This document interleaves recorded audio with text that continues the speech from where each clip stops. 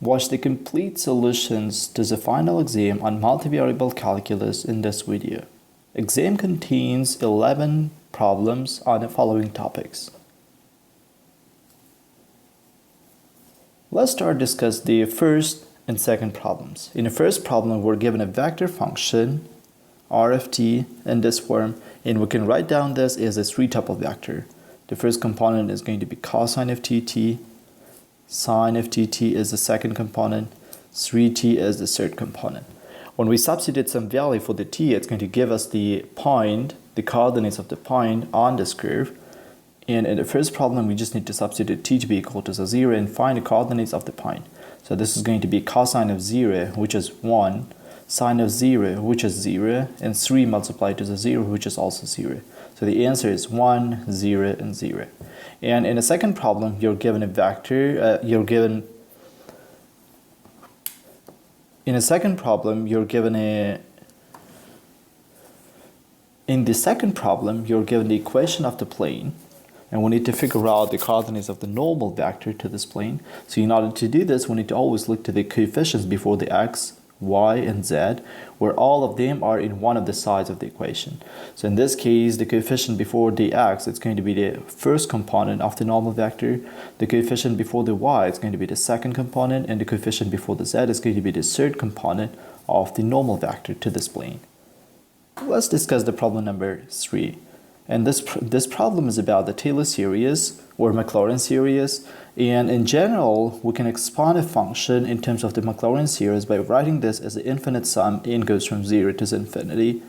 The n's derivative of the function at the point 0 divided to the n factorials multiplied to the x in the power of n. So if you open up the brackets, if you just write down a couple of first terms by substituting n to be equal to the 0, 1, t, and so on, we can write down the terms in the form f of 0 plus f prime of 0 multiplied to the x plus ft primes of 0 multiplied to the x squared divided to the t, and so on. So in this problem, we need to figure out a coefficient before the x squared. This is going to be the second derivative of this function at the point 0 divided to the t. So in order to do this, let's take the first derivative of the function. It's going to be the minus sine of x, and the second derivative of this function is going to be minus cosine of x. So the coefficient before the x is going to be ft prime at the 0 divided to the t. So this is going to be minus cosine of 0 divided to the t, which is going to be minus 1 over t. The problem number 4 is about an optimization problem, or minimization problem, I would say. So we're given a plane, and we need to figure out a point on this plane which is the closest to the origin. So what we need to do is we need to denote this point on this plane as the general case, like a x, y, and z. And we need to figure out a distance from this point until here. So the distance in the square is going to be x minus 0 in the square, plus y minus 0 in the square, plus z minus 0 in the square. So this is going to be the distance in the square. So in a simplified form, we can write this as x squared plus y squared plus z squared. And we have to minimize this. So we need to minimize the distance from the point until the origin. And we need to figure out the coefficients, the coordinates of this point, x, y, and z. Fortunately, we've got the equation of the plane, which is z is equal to the tx plus y minus 6. And we can substitute this to here in order to get the minimization problem, which depends only on the t variables, x and y. So let us write this. So we need to minimize with respect to the x and y, the function x squared plus y squared plus tx plus y minus 6 in the square. And this is going to be a multivariable function which depends on x and y, and we need to minimize this.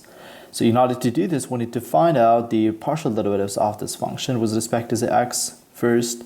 So this is going to be tx plus derivative of the y squared with respect to the x is going to be 0, and derivative of the last term is going to be t multiplied to the tx plus y minus 6, and according to the chain rule, we have to multiply this to the derivative of the tx. Additionally, it's going to be t, and this thing should be equal to the 0 in order to find the critical point.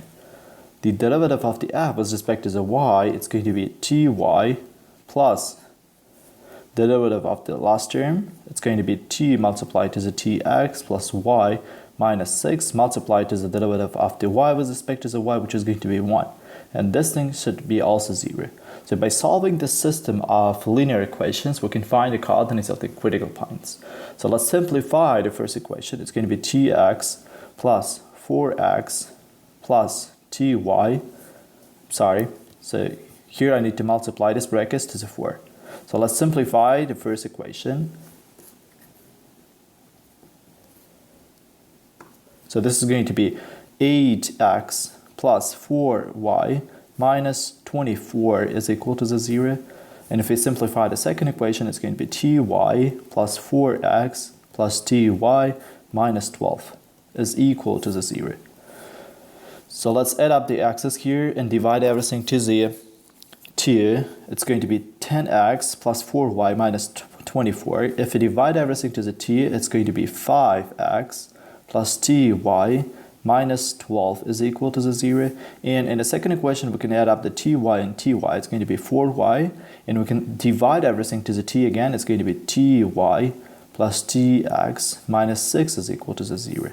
So the reason why I divided the second equation to the t, not to the 4, is that I need this ty in order to substitute this ty from the first equation. So from the first equation, we can find a ty. It's going to be 5,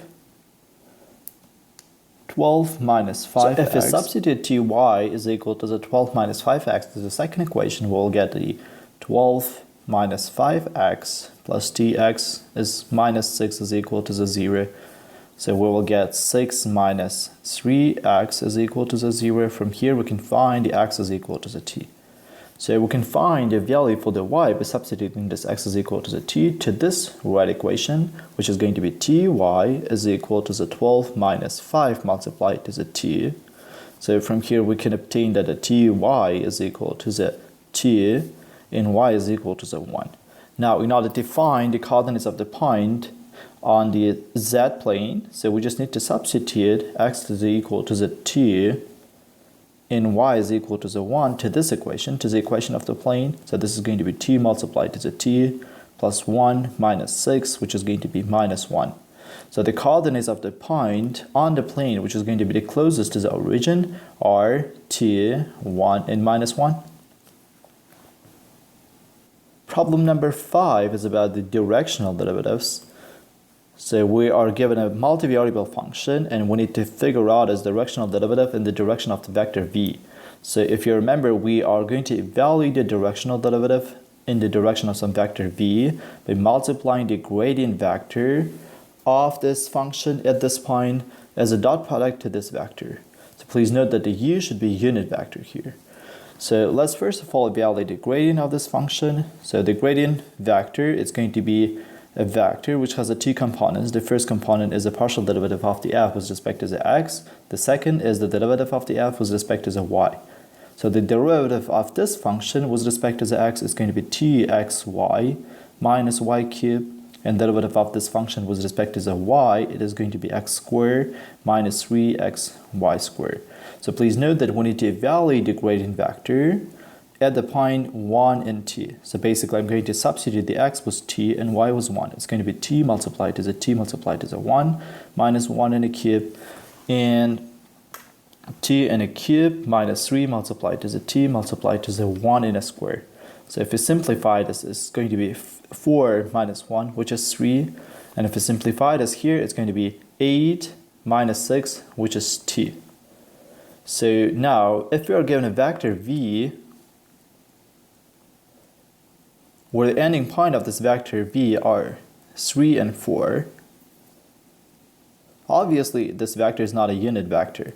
So if I would like to evaluate the directional derivative in this direction, we need to figure out the coordinates of the vector u, which is going to be a unit vector in this direction. And we can obtain this by multiplying the vector v to the reciprocal of its lengths. So this is going to be v vector with the components 3 and 4 multiplied 1 divided to the length of this vector, which can be obtained by taking the square root of the 9, which is 3 in a square, plus 16, which is 4 in a square, so which is going to be 5. So the u vector, which is a unit vector in the direction of the v, is going to be 3 over 5. and 4 over 5, or we can write this down as simply 1 over 5 multiplied to the 3 and 4. So the directional derivative of this function in the direction of the unit vector u, it's going to be 3t as a dot product multiplied as a 1 over 5 multiplied as a 3 and 4. So let's multiply this t vectors as a dot product and take out a 1 over 5 from the brackets. It's going to be 3 multiplied as a 3, 9, plus t multiplied as a 4, which is 8. It's going to be 17 divided to the 5. So in the second part of this problem, we're asked in which direction the surface is changing the fastest and what is the maximum rate of change. So we know that in the direction of the gradient vector, the surface has the maximum rate of change. So the gradient vector at this point is going to be 3 and 2. And the maximum rate of change, it's going to be the norm of the gradient vector. It's going to be square root of 9 plus 4, which is the square root of 13. Problem number 6 is about the line integration for the scalar functions along some curves, along some line. So in our case, the C is a line segment, which is going to change from the starting point 0, 3 until the ending point, which is 4 and 6. So if we are given a starting point and the ending point, we can create a line segment, the vector function for the line segment, by multiplying the starting point 0, 3 to the 1 minus t and adding this to the another vector which is obtained by multiplying the ending point to the t. So let's simplify this. So this is going to be 1 minus t multiplied to each of the components of this vector. It's going to be 0 and 3 minus 3t plus t multiplied to the components of this vector is going to be 4t and 6t. If we add them, we're going to get 0 plus 4t, which is 4t. 3 minus 3t, it's going to be 3 plus 3t. So please note that this is going to be again a vector function. And if you substitute the t to be some value, it's going to give us the x-coordinate and the y-coordinate of the points along this line. So the x-coordinate of the points along this line are going to be 4t, and y-coordinates are going to be 3 plus 3t. So now we need to evaluate the line integral. Line integration is going to be x multiplied to the sine of t,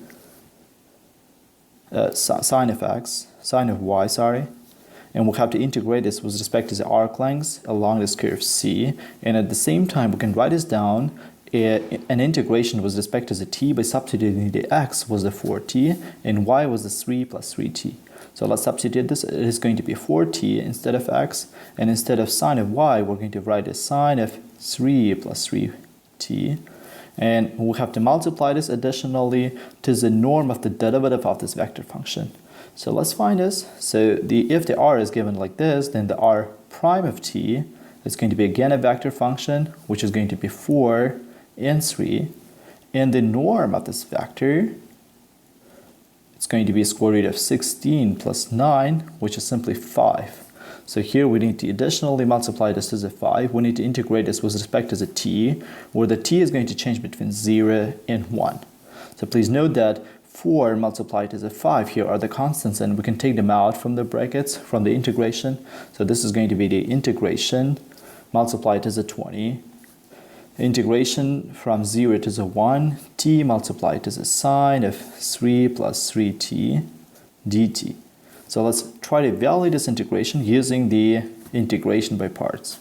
So u is going to be t, dv is going to be sine of 3 plus 3t dt, du is going to be simply dt, and v is going to be the antiderivative of this function, which is going to be minus 1 over 3 cosine of 3 plus 3t. And this integration can be evaluated. So 20, we don't forget about this. So u multiplied to the v, which is going to be minus t over 3 multiplied to the cosine of 3 plus 3t. And we have to evaluate this at the point 0 and 1. Minus v du. It is going to be, with this minus the plus, the integration of 1 over 3 cosine of 3 plus 3t, and integrated with respect to the t from 0 to the 1. So first, let's evaluate this part of this integration, it's going to be, if I substitute the 1 to here, it's going to be minus 1 over 3 cosine of 6. But if I substitute the 0, it's going to be simply 0. Right? So let's evaluate the second integral here. So the antiderivative of this function is going to be 1 over 9 sine of 3 plus 3t. And we need to evaluate this from 0 to the 1. If I substitute the 1, it's going to be 1 over 9 sine of 6. If I substitute the 0, it's going to be minus 1 over 9 sine of 3. So if we multiply all of these terms to the 20, and if we open up the brackets, it's going to be minus 20 over 3 cosine of 6 plus 20 over 9 sine of 6 minus 20 over 9 sine of 3. So this is the constant which can be evaluated using the calculators. Problem number 7 is about the line integration in the vector fields. So the vector field, so we need to move the object along the circle with a radius 1 and with the center at the origin. So the parametric equation of the curve is given as the x of t is cosine of t, since the radius is equal to the 1, and y of t is going to be sine of t. So please note that the vector function of a circle can be written in this case as the cosine of t and sine of t. So in this integration, we also need a vector function, which is the derivative of this vector function, which is going to be r prime of t is equal to the minus sine of t multiplied to the cosine of t. And additionally, we have to substitute all the appearances of the y with the sine of t, and all the appearances of the x with the cosine of t in our vector function, in our vector field, sorry. So the vector field, it's going to be a vector which depends on the t components. So instead of y, we need to substitute the sine of t with the minus divided to the sine square of t plus cosine square of t. So the second component is going to be cosine of t divided to the sine square of t plus cosine square of t.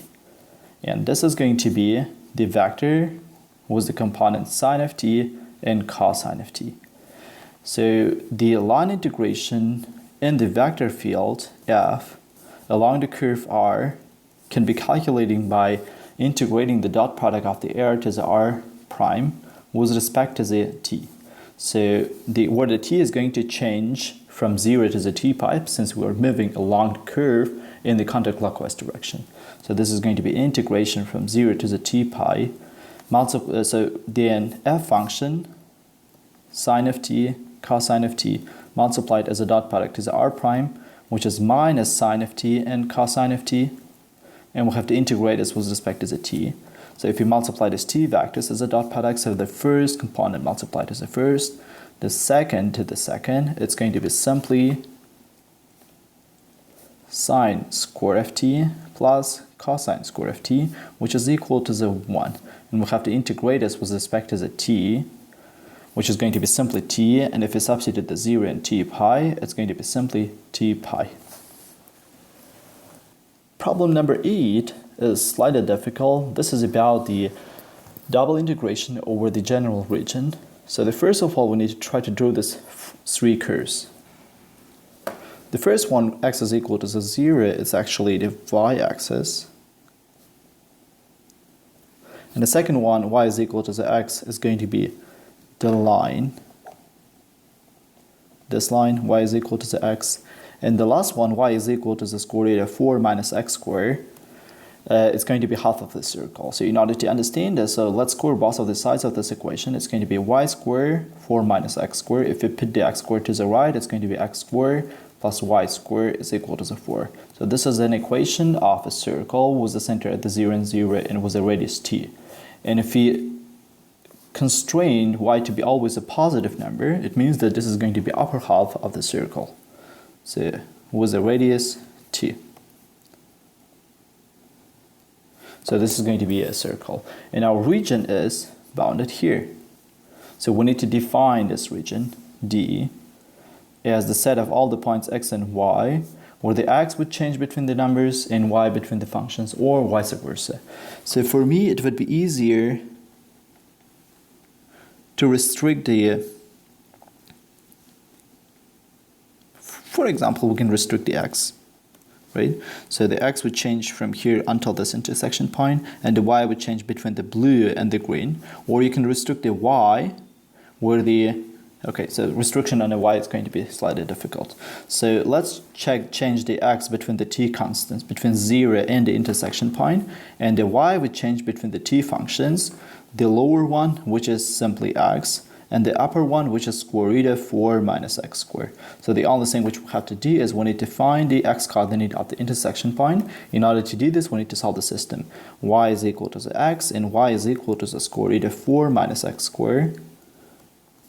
So if we equalize these two equations, it's going to be x squared is equal to the 4 minus x squared. So the if x squared goes to the left, it is going to the right, sorry, it's going to be t x squared is equal to the 4, and x is going to be equal to the plus minus square root of t. So we need the plus square root of t here. It's going to be square root of t here. Okay, so the x is going to change between 0 and square root of t, and y changes between these two functions. So when our double integration is given over some general region where the y changes between the two functions, we have to do the first integration with respect to the y first. So we need to integrate our function y with respect to the y where it changes from x until square root of 4 minus x squared. So the antiderivative of the y is going to be y squared over t. We need to substitute the square root of 4 minus x squared in x here. This is going to be 4 minus x squared over t minus x squared over t. So this is going to be 4 minus t x squared over t, or simply t minus x squared. So we need to integrate a t minus x squared with respect to the x now, where the x would change between 0 until square root of t. So let's evaluate this antiderivative first of all. It's going to be tx minus x cubed over 3. We need to substitute the 0 and square root of t. If we substitute the square root of t, it's going to be t square root of t minus t square root of t over 3. And if we substitute the 0, both of the terms are going to be 0. So if we subtract this, it is going to be t square root of 3 multiplied to the t over 3, which is going to be 4 square root of t over 3. Problem number 9 is about the vector functions, about the tangent lines, about the normal vectors, and so on.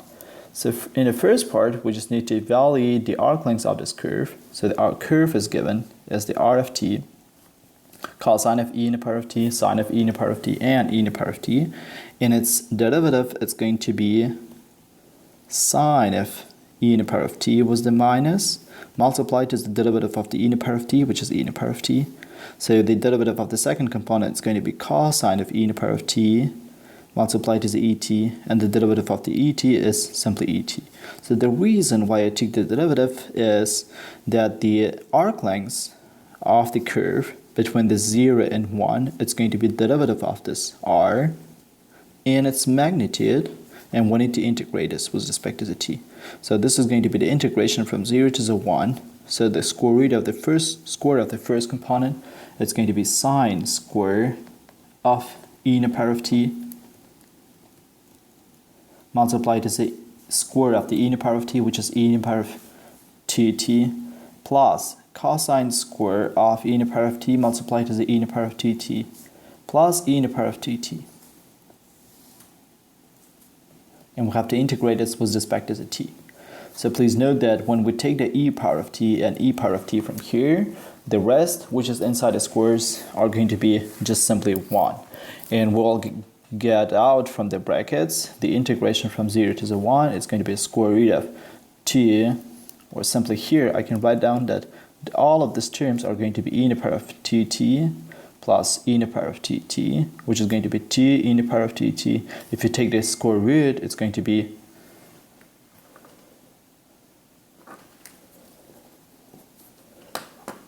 if you take this square root, it's going to be square root of t multiplied to the e in the power of t dt. So the antiderivative of this is going to be simply square root of t in the power of t, and we need to substitute the 0 and 1. It's going to be square root of t multiplied to the e minus 1. So in the second part of this problem, we need to calculate the unit tangent vector. So the tangent vector is obtained by taking the derivative of the r prime and normalizing this. Basically, we need to divide this to the norm of the r prime of t. So the r prime of t is minus sine of et multiplied to the et, cosine of et multiplied to the et, and et simply. And we have to multiply this to the norm of the r prime of et, which is simply t multiplied to the e to the power of tt. So we have to multiply this to the reciprocal of this, t e to the power of tt. Or simply square root of t, e in the power of t. So if you now divide all the three components of this vector to the 1 over square root of t in the power of t, this is going to be 1 over square root of t minus sine of et, cosine of et, and simply 1. So the normal vector can be obtained by taking the derivative from the unit tangent vector. So this is going to be 1 over square root of t. Derivative of the first term is going to be minus cosine of et multiplied to the et. So the derivative of the second is going to be sine of et, was the minus, multiplied to the et, and 0. So in the last part, we need to show that the t vector and the n vector are going to be perpendicular, and this can be shown by multiplying the t to the n as a dot product. So this is going to be the multiplication of the first t components. This is going to be, so let me take out the square root of t multiplied to the 1 over square root of t from the brackets. So this is going to be plus sine of et, cosine of et multiplied to the et. So the multiplication of the second components are going to be minus sine of et multiplied to the cosine of et, and the multiplication of the third components are going to be simply 0. So this thing is equal to this one, so that is why they are going to be 0, and this is 0. So indeed, the normal vector is perpendicular to the unit tangent vector. Problem number 10 is about the minimization problem or maximization problem again. So we are given the multivariable function, and we need to find its critical points. First of all, in order to do this, we need to take the partial derivative of the f with respect to the x. It is going to be y minus t minus tx, and the partial derivative of the f with respect to the y, it's going to be x minus t minus ty. So we need to equalize this to the 0 and equalize this to the 0 and find the critical point. So if we simplify this, the first equation is going to be y is equal to the t plus tx, and in the second equation we've got the x minus t, y is equal to the t. So let's substitute the y to here to the second equation in order to find a y. So if you do this, it's going to be x minus 4 minus 4x is equal to the t. So on the left, we will have minus 3x is equal to the 6. So that is why x is equal to the minus t. And if you substitute this x is equal to the minus t to one of these equations, we can get a value for the y. So let's substitute this to the first equation. It's going to be y is equal to the t plus t multiplied to the minus t. This is going to be t minus 4, which is going to be again minus t. So the critical points, is going to have the coordinates minus t and minus t.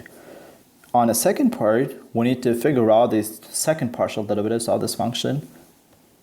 So first of all, we need to take the second partial derivative of the f with respect to the x. So the derivative of this thing with respect to the x, it's going to be minus t. Derivative of this thing with respect to the y squared, it's going to be y, the derivative of the f with respect to the y twice is going to be minus t again, and the partial derivative of the f with respect to the x and with respect to the y, it's going to be 1. So in order to check whether this is the point, the saddle point, the minimum point, or the maximum point, we need to check this d value, which is going to be the fxx multiplied to the fyy minus f of xy. So this xx means the second partial derivative of the f with respect to the x in x. Then y was y, then x was y in the square. So this is going to be 4 minus 1, which is 3, which is positive. It means that this point with the coordinates minus t and minus t is not a saddle point. So then we need to look to the sign of the second derivative of the function with respect to the x. So since this is negative, it means that the function, the surface is concave downward. So that is why this is going to be the maximum point. In the last problem, we need to create the equation of the plane. In general, the equation of the plane can be written as ax plus by plus cz is equal to the d, where a, b, and c are going to be the components of the normal vector to this plane. So in general, if we have the t vectors on the plane, we can get the components of the normal vector by multiplying these t vectors as a cross product. If we multiply them, we're going to get the normal vector. So if you don't have the t vectors, but you have 3 points on the plane, we can create the t vectors and then we can find a normal vector. So in our case, we're given a point P with the components -1, 1 and 2, and a line was the vector function r of t. So what we would like to do is we would like to find the 3 points on this plane, and then we can find the t vectors through these 3 points, then we can find the normal vector. So if we are given the equation of the line, we can find the t points, any t points on this line, then we'll have the 3 points on this plane. So in order to find these t points on this line, let me write down the equation of the line one more time. So the equation of the line is given as 1 minus t, 1 plus tt, t minus 3t. So it means that by choosing the different values for the t, we can find the different points on this line. For example, if I choose the t to be equal to the 0, it is going to be 1 point. So with the coefficients, so I need to substitute the t to be equal to the 0 for all the 3 components here. It's going to be 1, 1, and 2. And let me denote this point as the Q point. So the Q point has the coordinates 1, 1, 2. And if I substitute the t to be equal to the 1, it's going to be another point on this line. So I can get this by substituting the 1 to all the appearances of the t here. So the first component is going to be 0, the second component is 3, and the third component is -1. So let me denote this as a second point. The third point r was the coordinates 0, 3, and -1. So once I've got the 3 points now on the plane, I can create the t vectors, pq vector and pr vector. So in order to get the, so let me write down the components of the p vector as well, so p point as well. They are -1, 1, and 2. So the vector pq is obtained by subtracting the coordinates of the p from the coordinates of the q. So this is going to be 1, 1, 2 minus -1, 1, and 2. So this is going to be 2, 0, 0. So in order to create another vector PR, we need to subtract the coordinates of the R point from the P point. So this is going to be 1, 2, and -3. So now we've got the t vectors on the plane, and we can find the components of the normal vector to this plane. So in order to do this, we need to multiply these t vectors with the components 2, 0, 0, and 1, 2, -3 as the cross product. In order to do this, we need to find the determinant of the 3 by 3 matrix, where the first row contains ijk vectors, the second contains the components of the first vector, and the third row contains the components of the second vector. So the determinant of this matrix is obtained by multiplying the I to the determinant of the matrix, which is obtained by eliminating the first row and the first column, which is going to be 0 simply. 0 minus 0. Minus j multiplied to the determinant of the matrix, which is obtained by eliminating the second column in the first row. It's going to be 2 multiplied to the -3, which is going to be -6. And 0 multiplied to the 1 is 0. And at the end, we need to multiply this to the k, multiplied to the determinant of the matrix, which is obtained by eliminating the last column in the first row. It is going to be simply 4. So the components of the normal vector are 0, 6, and 4. So once we've got the normal vector, we have to multiply this normal vector to the x, y, and z as a dot product. It's going to be 0, 6, 4, multiplied as a dot product to the x, y, and z. And on the right-hand side, we need to multiply the components of the normal vector or normal vector as a dot product to any of the points on this plane. So you can choose the Q, P, or R. And on all of the cases, you're going to get the same answer. For example, we can choose the P, minus 1, 1, and 2. Now let us open up the brackets in the left-hand side and in the right-hand side. In the left-hand side, we'll get 0 multiplied as x, plus 6 multiplied as a y, plus 4 multiplied as a z. And on the right-hand side, we'll get 6 plus 2 multiplied as a 4. So let us simplify everything. It's going to be 6y plus 4z is equal to 14. If we divide everything to the 2, it's going to be 3y plus 2z is equal to the 7. So this is going to be the equation of the plane.